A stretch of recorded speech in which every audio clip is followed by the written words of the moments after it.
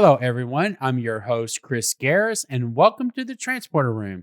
Today, we have a very special guest joining us, Rachel Amber Bloom. Rachel is one of the hosts of the popular YouTube channel Tex-Trek. Thank you for coming on the show today, Rachel. How are you doing? I'm doing good. How you doing? Uh, Not too bad. It's the last week of vacation for me. So, as I think, like you, we have to all go back to the real world next Monday. I know I have to do something to earn money again. That's rude. I know. I don't what is that? I don't understand that. It's not fair. Um, I mean, I'm pretty sure the person that won the, Mega Millions on Christmas Eve they got a really good present. Yeah, I did. Because I remember seeing something before. They're like, everyone should just remain anonymous. Oh, absolutely. Do not tell people. No, I agree. Now, there will be signs. Yeah, I was like, there would be signs of all of a sudden, I just have the nicest uniforms possible. You'll be going to the studios and being like, "Hey, I need a studio model." All of a sudden, I'm like bidding on Hollywood memorabilia. Oh, I know. Did you s I think you probably did. Um, was it the phaser? Oh, or something from the TOS phaser went for, like, almost $1,000,000? Oh god, I did see that one. I got distracted by the ruby red slippers that were like insane. I mean, that pair does have like a history, but I was like, I really hope they end up in like a museum and not someone's like private collection. I know. Oh, yeah, there it is. Techmovie.com. Here's the thing about like a random phaser is one thing that I do actually believe that like some pieces that are like so important to like movie history. I was like, no, if I got it, I wouldn't keep it in my house. I would give it to a museum. Well, yeah. So I just found it on TrekMovie.com. The His long lost hero phaser sold for $910,000. And then coming in a close second was Captain Kirk's communicator. It sold for a record $780,000. So 1.7 million. Never had that kind of money in my life.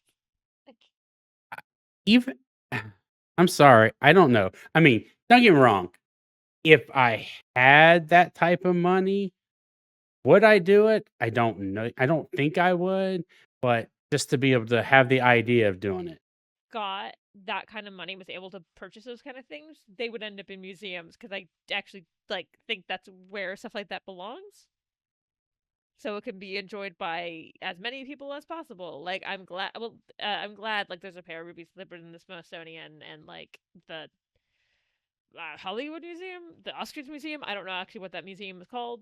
There's one in LA that has a pair of ruby slippers. So how many pairs of the ruby slippers were there made? Do you remember? I don't. I think there are, if I remember correctly, four surviving. Wow. One is in a private collection. One is the one that was just sold. Um, and then two are in museums. There might be more, but I think there were more that were made. They were just Yeah, I messed up. Or there is no Tin Man costume because they didn't really save things at that time, so it was like melted down to use for something else. ah, I can believe it because you're right. They did, and that actually can lead us into even to Star Trek because that when they were done with the series or whatever, and that set needed to was they were done, they would destroy that set. Yeah, they're like, we're done with this. Why would we keep it? Like, or accidentally steal something from Roddenberry. But Well, and that's I'm sorry, I said TOS, I meant TNG. That's why they had to completely rebuild the Enterprise D bridge for Picard season 3. because yeah, none of that stuff was like laying around still. Nope. But I think they actually I think now it's like a permanent spot at Paramount. I don't know if it's a permanent spot. I think they at least have kept it so like if they need it again, they like can put it back up. I'm not sure. I'm not actually rich. I can't just wander the Paramount lot. Yeah, me either. At least not yet. Maybe one of these days. But not now. Not till our both of our podcasts become, mil M million plus subscribers. That's yeah, that's definitely gonna happen, right? One of the podcasts I'm on will. It's gonna happen. We're gonna be positive. We're gonna have those million plus viewers or subscribers and tens of millions of viewers of, subscribers and everything and views. Um, Speaking of podcasts, so I know you're because that's how we met was through Tex-Trek and then, through Tex-Trek, but I know you do some other shows, if I thought you've told me before. I was made another show at Masks of Mayhem. It was an actual play podcast where we play Mutants and Masterminds third edition. I got the two initials right. Yay. We've been going for about 6 years. Uh haven't quite hit that million subscribers, but it's a lot of fun. I do it with um right now my friends RC and Dan and other friends every have come and gone, and they're always welcome to come back, but sometimes life gets in the way of wanting to do a podcast. Um but yeah, it's a Mutants and Masterminds is a superhero based RPG, so we're using it to tell like a superhero story. Okay. So, I guess so did you do that so you did that before Text Trek, correct? Yeah, that was yeah, like 6 years ago, because I met Fathery, which is weird because Father and I both live in Austin. That's as far as I'll go with my location on a podcast. Um, we met like during the pandemic on Twitter because I was on another Star Trek podcast, uh, Discotech, which I still me and those people might are thinking about doing something else. But then Father just like reached out, like was like, "Hey, you want to come on my podcast?" And we're also in Texas, and Father and I like, "Wait, we're like live fairly close to each other." And then I was like, "Oh, nerdy IRL friend, I want that." Like, Well, and so that was how I was searching Patreon. I actually while I was trying to figure out how to do this channel and all this, I just was on I was on Patreon and I was doing like the Star Trek or Trek, and I was going through the lists and I see this Texas shaped logo. there was kind of yeah, kind of. I was just like, "Oh, look, Texas. Oh, friends now." Like we're friends. It's like that was years ago now, but Yeah, well, but no, that's exactly how this got started because, nothing wrong. I mean, I support the other podcasts that I support, but I was like, I have to join Text Trek. Period. It's my state. because and I've talked about this before. That I got into the Twitter, the Trek side of Twitter. I'm gonna call it Twitter. I don't care what Elon Musk wants me to call it. Um, I have my slightly controversial what I'll say sometimes, which is if Elon Musk stops dead naming his child, I'll stop dead naming Twitter. Um, for Discovery, because I tweeted about Discovery, and then an official account that exists under a different name now, retweeted that. But then, especially like during the pandemic, I got so much closer to all those people because I was like, I'm so bored. Like, And I'm surprised, now that you say that, I didn't get into any of this stuff until after the pandemic because I actually was still having to work. Like, I actually had to go into work. Um, yeah, so I didn't get to do that. I had at first I had a job that was at home, and then I had a job I got laid off from. So I got laid off during COVID. It happens to everyone. But I was just very much like I am bored in my house. Like, Okay, well, so that's how so y'all basically became Twitter friends, and it worked its way to Text-Trek. And actually, I'll have Fathery on Wednesday, 2nd. Yeah. Oh, yeah, Thursday. 2nd's Thursday, right? Yes, the 2nd. Yes, he's coming on, I think, the 2nd, whatever day. Sometime this coming week. And so we'll get to talk about Text-Trek and all of his stuff and how that came about. I don't because Tex-Trek was going on for a while before like I was popping on there. So your main feed initially is the first reaction. Yeah. So at first it was just father was inviting more and more people onto the main show, and that became like unfeasible with how many people were like regularly coming on because it was like because father edits those shows and just like I think the last is like for Picard we like Picard season 3 we had like 5 6 people on and it was just a lot for him to edit. And so he was like, what if we did like a first reaction show? And like, one, also people like want to talk about it right away. And then he was like, hey, would you want to host that? And I was like, sure, that sounds fun. I joked that I just like, a friend had a Star Trek podcast and I was like, I'm taking your audience. Thank you. I'm like, thanks for that. Well, no, and it is fun, and I was so thankful that when he started putting out the, on Patreon, well, not Patreon, on the Discord for the Patreon for other people to join the first reactions.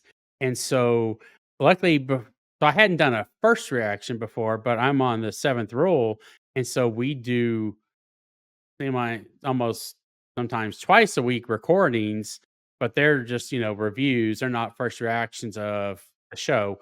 Like we're actually starting season 5 of TNG right now. Like we have a recording tomorrow. It's interesting because the joke is that the first reaction streams always go a little off the rails, but because we've also occasionally I've watched the episode for the first time like 2 hours before the recording, so like That was how I'll admit that was me. I think the first time I joined on the first reactions because I didn't have time to watch it a whole lot and really dive deep. they're on Thursdays. I have a full time job. I usually try to watch them during lunch and then try to watch them. I am often watching it the second time while I'm doing my makeup. Okay, I get it. Not the makeup part. But yes, I understand. Well, and that's what I'm also like I'm pale as a ghost, so like if I don't like I just wash out. be blinding. Yeah. Well, and that's like that's when so when we were doing when I started getting on these with you, um, I if I got up early enough, I'd watch it before I went to work just to get an idea of the show. Um, and then luckily by the time I would get home, I still had time before we would hop on if I remembered to do it or I wasn't doing something else. Or I would, like you, I'd come home from lunch and watch it again to see what was going on. My job is hybrid, so I'm home. I've said like Thursdays are a day I'm home, so I can just watch the episode and not deal with that. There was a second, and we do not need to go. There was a second where my job might be going and 100% fully in office. It lasted like a week. Um, it also involved a snowstorm. It's not a story for the podcast, but it's a story for later. But I had the plan that I was just gonna like bring my iPad to work and like just watch it. My office is uh not close to where I live in Austin. It's in Austin, but not close. And Austin traffic is bad. If I time it wrong and I leave during rush hour from work to get home, it can take me over an hour. And it is in the same city. Like, yeah. I could tell you more specifics, but yeah. It's Austin traffic is bad. So my plan was just to be in the break room with my iPad, just with my headphones. Like, You might as well just leave an hour later or whatever because just yeah, it just drives me at the wall. But yeah, that could go down a whole my first job out of college was a job that easily could have been a remote job. They insisted on an office downtown. I would occasionally just go to the movies at the Alamo Draft House. That does not exist anymore. The Ritz. That was one of the ones that closed during the pandemic, just because I was like, I took the bus. to work. Yeah. They did not pay for my parking, and they did not pay me enough for the $200 a month parking fee.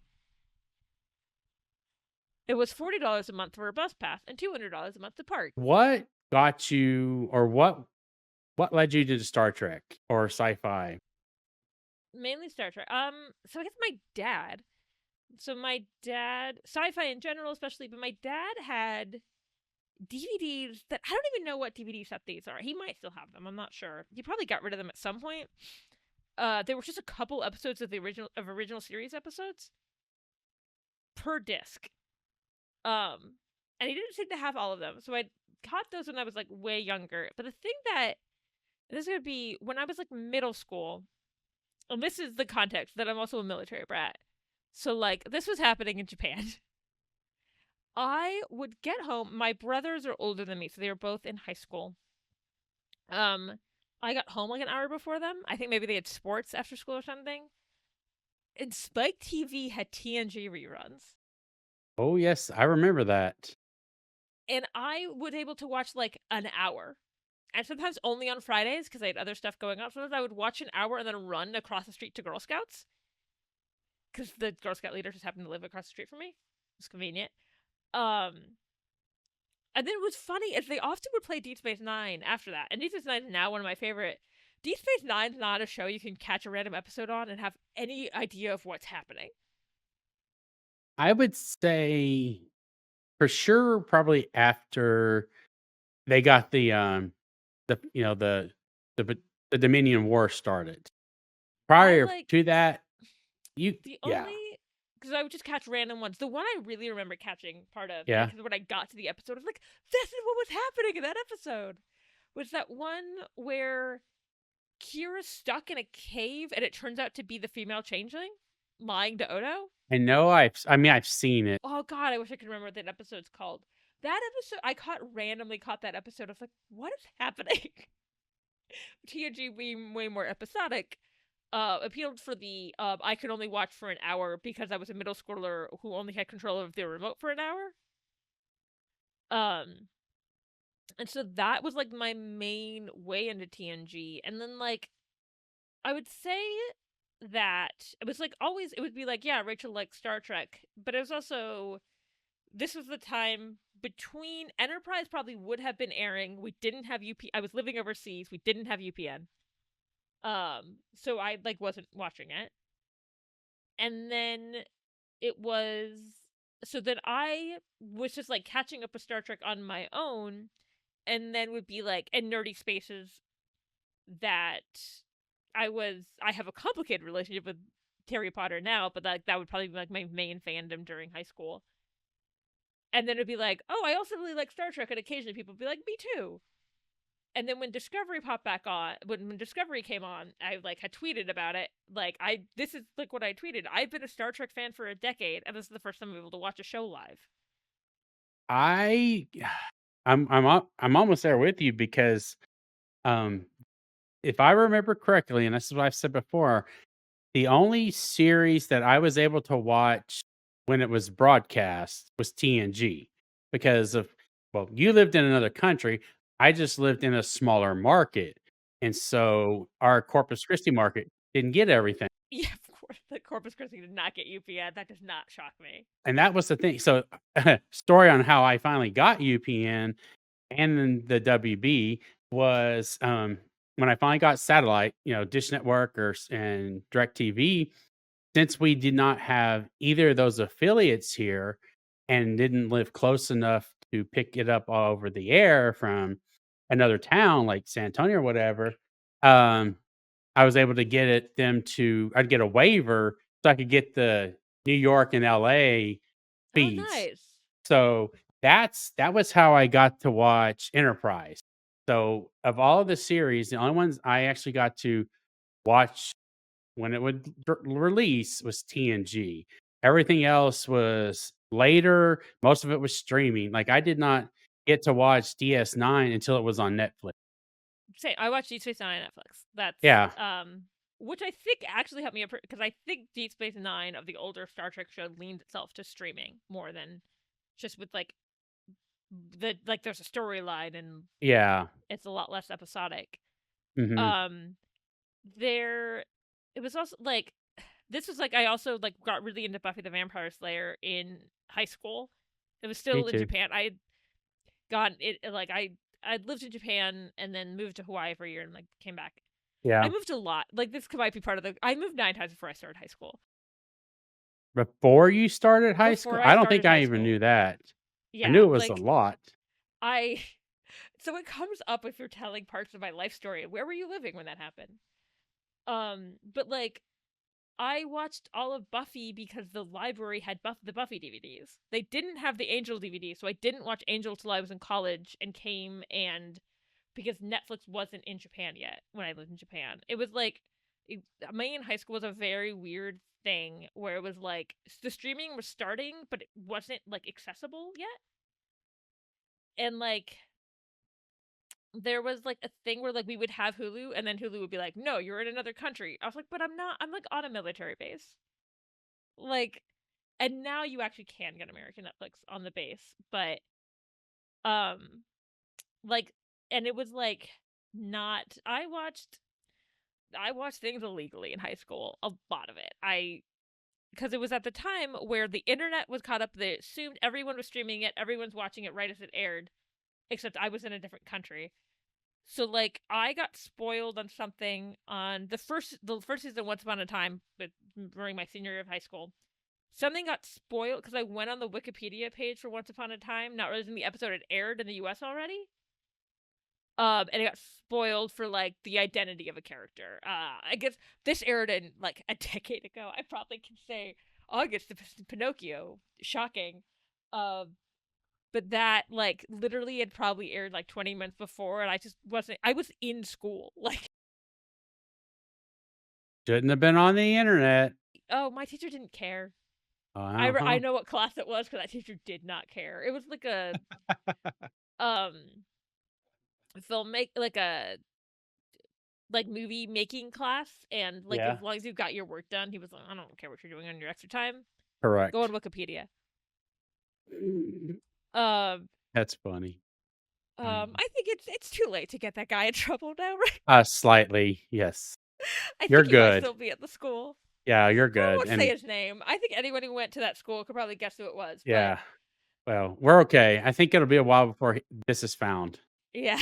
So I think we're good. He Um, um he actually though, because some of my friends in high school watched Star Trek.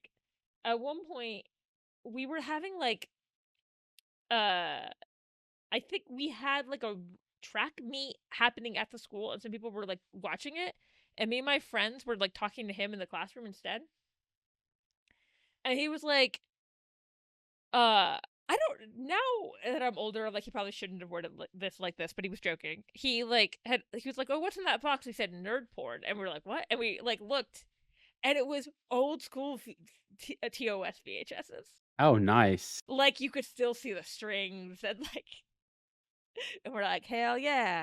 Well, and I've been watching TOS because of, I'm with the Search for Trek, and so we're going through Search for Trek, we're doing what's called Run the Franchise, which is we're watching every episode, everything, and we're still on season 1, and then with, 7th Rule, we do TNG and then, like, 1 TOS.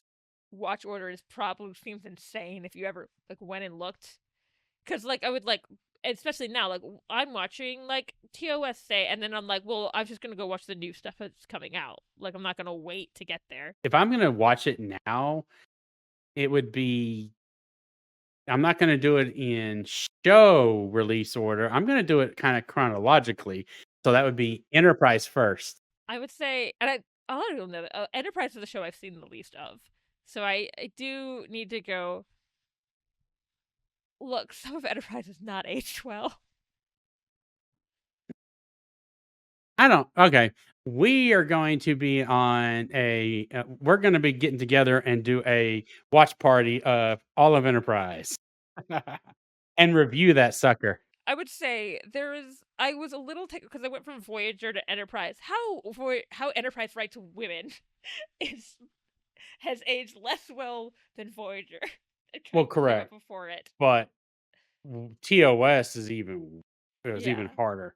That's Yeah, like but we at least just I think I was prepared true for for that TOS. because TOS came out in the 60s. No, And you're like there's right. some stuff and I like know history and I understand from a historical standpoint that like Yeah, mini skirts were part of the women's lib movement and true. were seen as feminine, like was a feminist statement to be wearing a mini skirt. and I Yeah. understand that. And that's I was alive when Enterprise came out. Like, correct. Well, and that's like I actually we just did a review yesterday. I think it's Friday's Child was TOS, and it's gonna be interesting when that, first reaction or our reactions review comes out because the way it's done is we have our free for all, which is everybody gives their review or what they thought about that episode, and then so that part's put out on the YouTube, if about several weeks later. But then we have just the private for Patreon members only is the things left unsaid, and that's you got to be a Patreon member, and so when we were starting off our review yesterday, the first person's like, "Well, um, I got more stuff to say and things left unsaid," and had a few good comments, and then it got to me, and I was like, yeah, basically what she said. Yeah, it wasn't okay. Didn't really age well." Um, and I admit, all of them have stuff that haven't aged well. Like, and so, but then we got to the things left unsaid, and that's when I was like, and I think it was Ciroc, he beat me to it. When we were talking about this scene with Dr. McCoy, and he slaps a patient, a pregnant woman, and, and she was slapping him, but I was like, "Oh my god, that's holy wow." So, but yeah, and that's what I like about this whole thing that we do between Tex-Trek, Decon, Seventh Rule, all of this is that we can actually sit down and talk about, okay, maybe it hasn't aged well, but did we learn from it? And some stuff, yes. And then there's still things we're working on. there's to some people this is sacrilege, but I do have a doc, which is like such a weird doc because it was made like just for a friend, and then I just keep giving it to more people. And it's a doc, and it's TNG specifically, and it's like episode you might want to skip and why. And the first thing on there is Code of Honor, and others are just more like trigger warnings, like uh violations for instance isn't necessarily a bad episode. However, if you go into violations not knowing what it is, you're like, oh my god, like, There was another one that we just reviewed recently. It was The Host. The first one with we actually meet the Trill. yeah. I had not I watched it when it came out originally, and so, I was probably mid-teens-ish, not quite, I was in high school, and I didn't think anything of it, It's like, "Okay, episode done." And even now, when I was watching it for review, I think it was, like, the 3rd time I was watching it, I was sitting there and I was like, "Oh, wait, that's what she's talking about," was when it's at the very end, um, when the new host comes out, and it's a female instead of the male, and Dr. Crusher says, "If it was in another time," or whatever, I can basically, he was alluding to if they same-sex relationships. And that was at even in the early '90s, that was as far as they could go. They couldn't actually say anything else, and then we get DS9, and then you can start saying more stuff and showing more stuff. Well, I remember because I went in to the Outcast knowing, well, one, I once heard someone recently describe the Outcast were so worried about making a gay, like about their gay allegory, they accidentally made a trans one. Yeah. Uh, but I do warn friends about the Outcast because I remember being so depressed that the ending is like conversion therapy works. Mhm. And I was like, oh, I hate that. Like, Yeah. I was like, it's not like a badly made episode, but it was just like such a Yeah. downer. Like, Yeah. so like especially like friends I've given that list who were like trans, and I'm like, hey, this is like the end of the episode. This is what's implied. Protect your peace as you're going and watching it. Like, you can skip this if you need to. Well, and there was an episode of Enterprise, that I didn't I didn't, and I like Enterprise, and, it's Cogenitor, and it's not that I didn't like the episode, like, per se, the feelings behind it. I was just getting mad at Trip because he was again, we didn't have prime directives and all that stuff, and he's trying to, prank you know, teach this person who, but he's interfering with their race and the way they do this. This is their society, and the whole time I'm like, "Oh my god." Captain Archer is struggling. He is trying to have a great, and he's actually having a great first contact, and he comes back to what he did. Um, but I now I under I understand why that episode got written, and it was because of Connor Trenier. He actually I don't know if it was on Decon or talking to him in person. He said that by that point in the show, they really hadn't had a kind of a serious Trip episode with Henry, and so he actually wanted it something like that, to where he kinda got in trouble or whatever, and but yeah, so when I learned that I was like, "Okay, now it's not quite as bad." I still was just like, "Ah, you're making your captain's job harder." I think my least oh god, my least favorite episode of Star Trek is like is I think it's He Without Sin, or as I like to call it, Worf has a backstory, so he ruins everyone's vacation.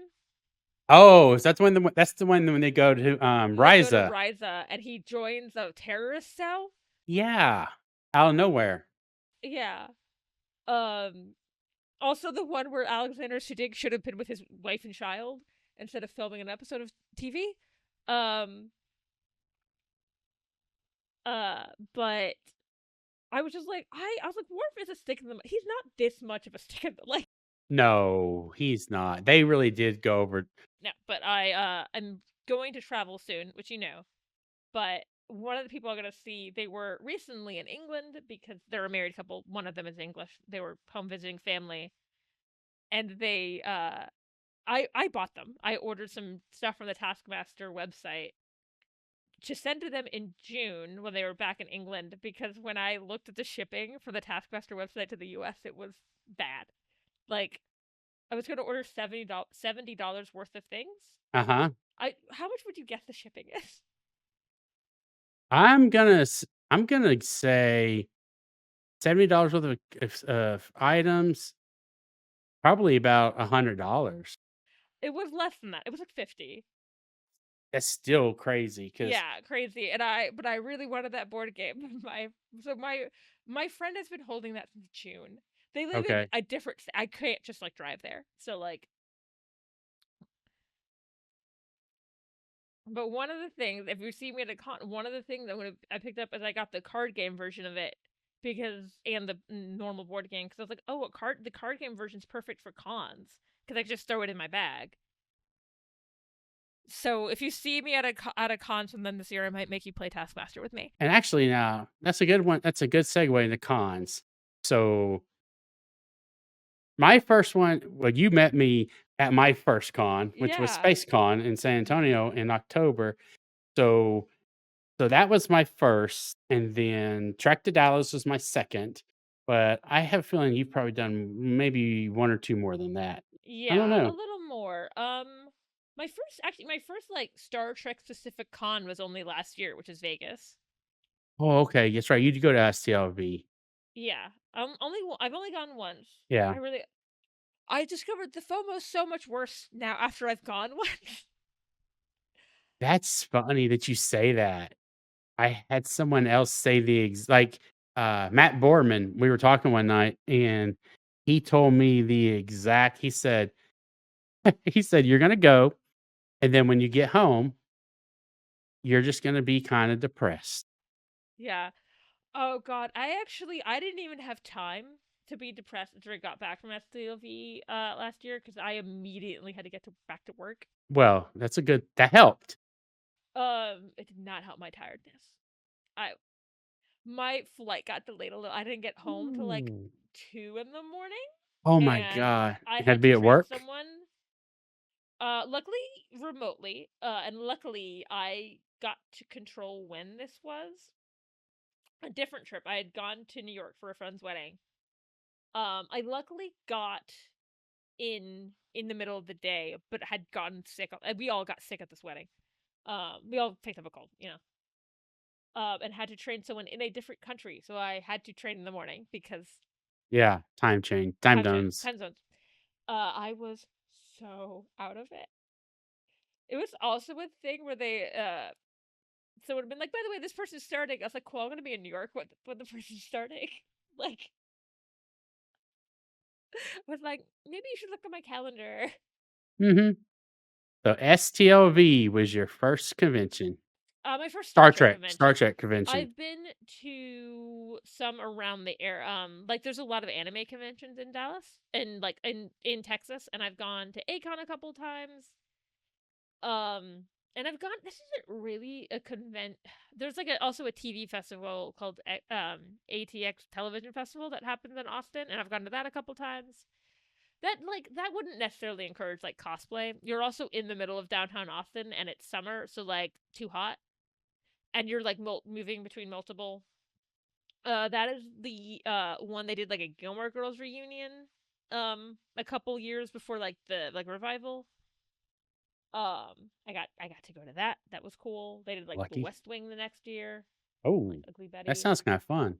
So yeah, I would say the cons is, and then I think it was like what happened is it got more into like I want to start doing cons again, bored over the pandemic. I know I did a lot of like virtual conventions over the pandemic too, and so that was like this is fun. I want more. And yeah, that's the problem after you're like you start going to more. You're like, oh no, I forgot that's fun. Like I know, and I'm already getting a hard time from people who other groups are like, "You're going to STLV, right?" I'm like, "No, can't go in 2025. Just work's not gonna make it happen." no, you have to go. Like though, what happened this year is it didn't end up being the STLV was my nephew's due date. Like that weekend. And I was like, I'm gonna regret it if he ended up coming that weekend. He ended up coming before that, but that time it was too hard to like. But I was like, I'm gonna regret it if he comes and I'm in Vegas. Like, well, especially because I'm like the family member that lives closest to them. So like, Okay. if something like happens, and they like need help, Yeah. I would feel Okay. bad if like they have to call people who live farther away because I'm like getting drunk in Vegas. Like, Okay, I get it.